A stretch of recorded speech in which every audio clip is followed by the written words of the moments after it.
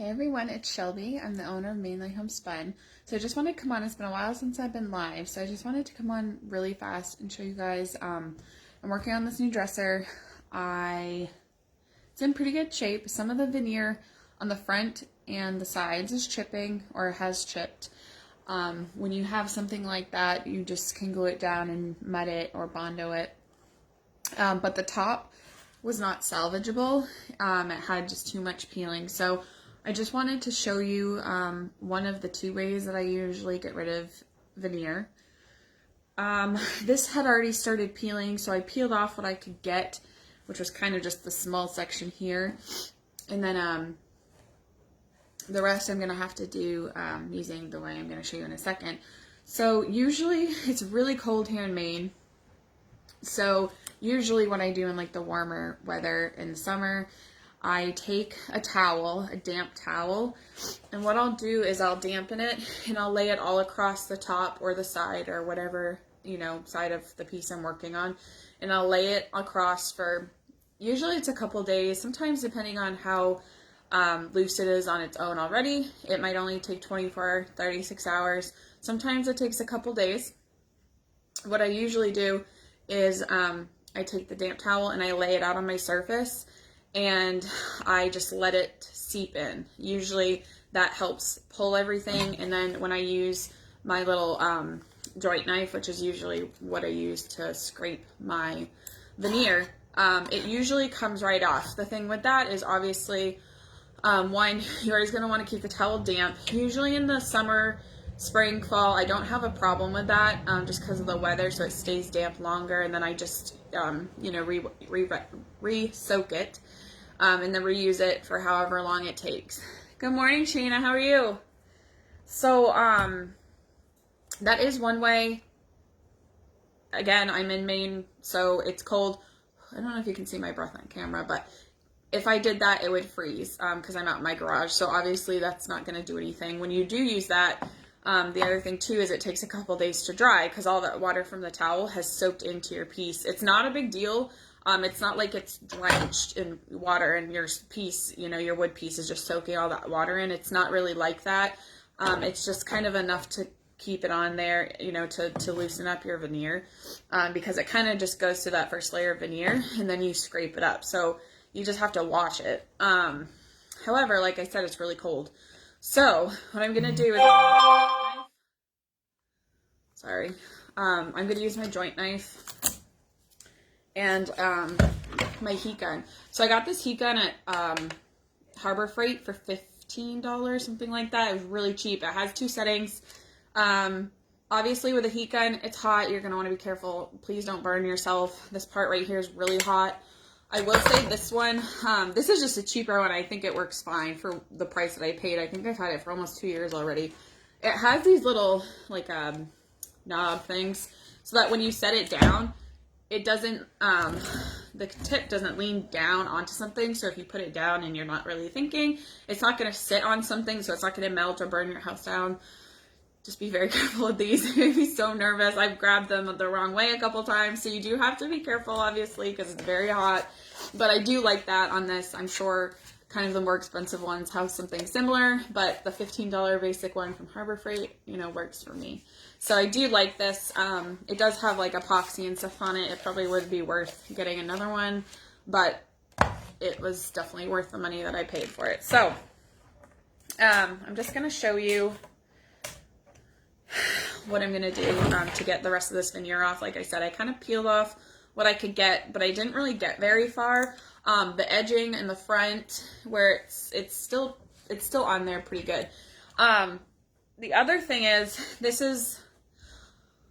I feel like, I don't know if the heat gun feels just slower because I'm just like sitting here doing it rather than just leaving it and going to do something else and being productive that way.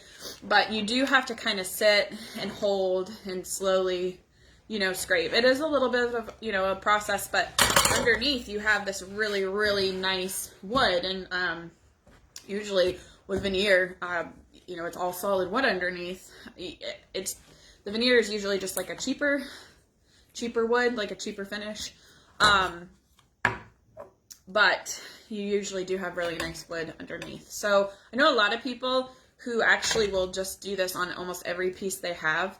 I don't do that prepping wise. I just, you know, slick stick it and sand it. So it's not really a big deal. Obviously this was peeling and I couldn't have that. So I do have to put the time in to take it off and everything. Like I said, small sections on the sides, they're not worth doing. They're not worth peeling up.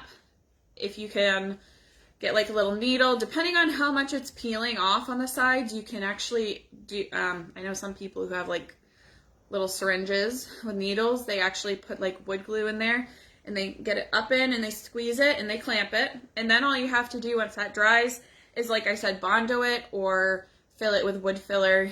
I mean, Dixie Belle mud you could use, a couple different things that you could do. So it's all kind of preference when it comes to that. Usually I just do wood filler. I like the purple. It goes on pink or purple or whatever it is, and then it dries brown, and then you can just sand it down and paint, and it's, you know, not a big deal. So this is going to be loud, but I'm going to show you kind of how easy it is to get this off. It's just a little bit of a process because you're sitting here holding and scraping.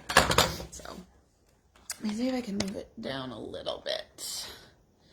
Here we go. So the sound's going to come on, just so you know. Feel free to ask questions. As you can see, I'm holding it pretty close to my veneer. I would not suggest doing this on paint. It will bubble. So I'm slowly just going to use my knife and I'll start getting in there. Some parts I might really have to work on. Some might come right up. It just depends. There might be bubbles throughout the middle. And it's glued down really well here still, so it's gonna go really slow. But as you can see, I can kind of start wiggling my knife through. Well, now I'm just gonna kind of push. Now I'm gonna leave that, and I'm gonna start back over on this edge. So as you can see, it's pretty easy. It's just a slow process depending on, you know, if it's still glued down. Like that kind of popped up easy, but I have this little section right here. See? Like that whole piece just peeled off, which, like I said, once I get towards the middle, it might be raised enough where it can just start peeling up once I get the edge back.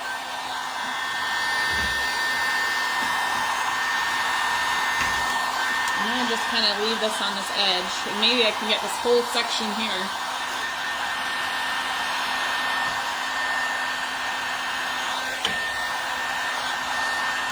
I do want to say this stuff is very thin. When you do this, it will start to, you know, break apart and crumble. Be careful of splinters. That can absolutely happen. This is kind of, this section's giving me a run for my money. Sometimes if you get into the side, you can kind of, if you find a hole, don't cut yourself either. If you slip with this, this will cut you. So just be careful.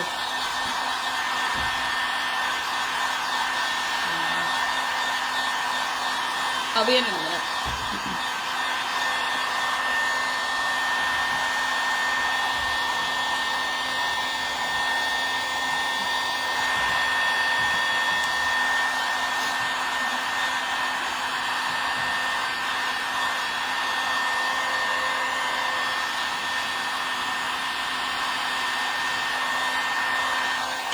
The other thing, let me see if I can, there we go, it's starting to come up a little bit.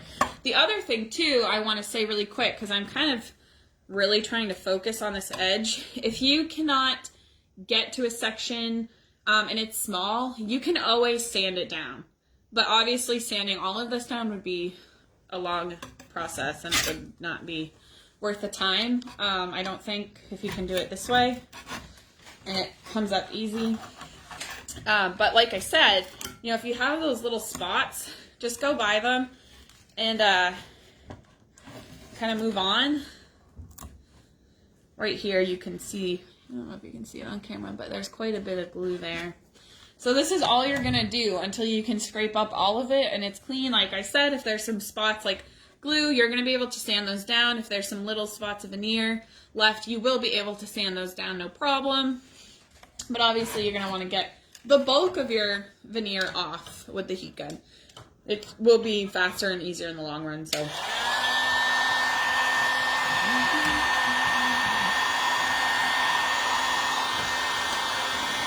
There we go.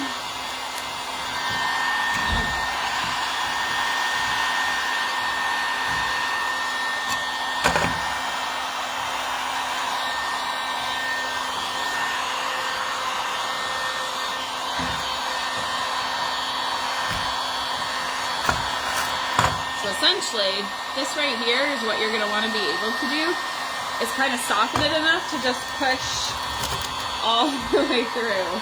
That would be ideal. It's not 100% realistic, but it can happen. There. So yeah, I just got able to get that big piece off.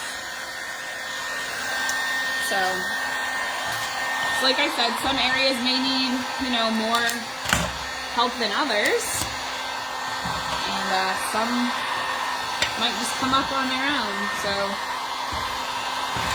the other thing that I want to say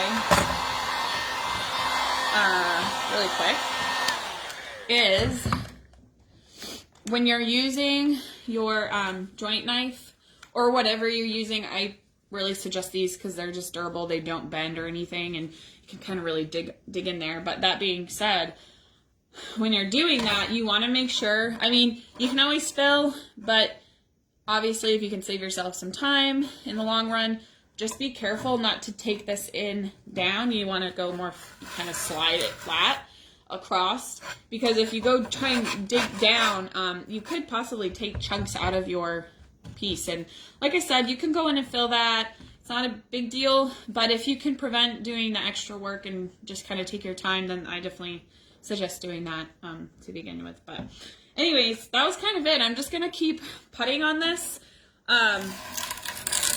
There's some areas that are coming up just fine, and there's others that are kind of more stubborn, like this one. You can see the glue here. So the joint of two pieces of wood is right here, through here. You probably can't see the seam, but and then they used two large sections of veneer, so you can kind of see it peeling in those sections. But like I said, this is older, so some pieces, some spots rather, will, you know, kind of be bubbled. Some, like these edges all in the front, like I mentioned, those aren't going anywhere. So once I get going kind of from this side, hopefully I'll be able to use the heat gun and kind of pull them apart. But this is another way of doing the veneer and peeling it off. And in terms of using like chemicals and stuff like that, I'm honestly not sure. I've never used chemicals to do this. I've always just used, let's see if I can push you guys up here a little bit. I've always just used the heat gun method with the joint knife, or laying out a damp towel and then using the joint knife later, which honestly I really like. It's always been good for me. It's just too cold to do it out here, so this is another way to do it. It is easy. It's just a little time consuming, that's all.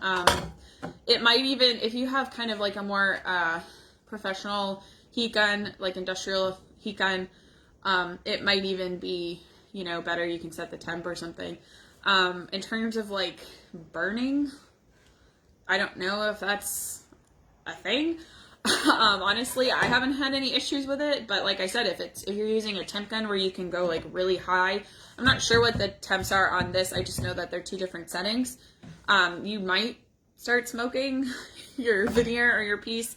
I was holding this pretty close to the wood. I mean, I can't imagine that could happen, but those are just things that you kind of have to think of. I guess I could probably do some research on that and see if that's a thing, and I could also look in to see if there's chemicals to use, but I just prefer to use these two methods. So I thought I would share what I use because I haven't been on Digital Live for a while. It's really, really yucky here.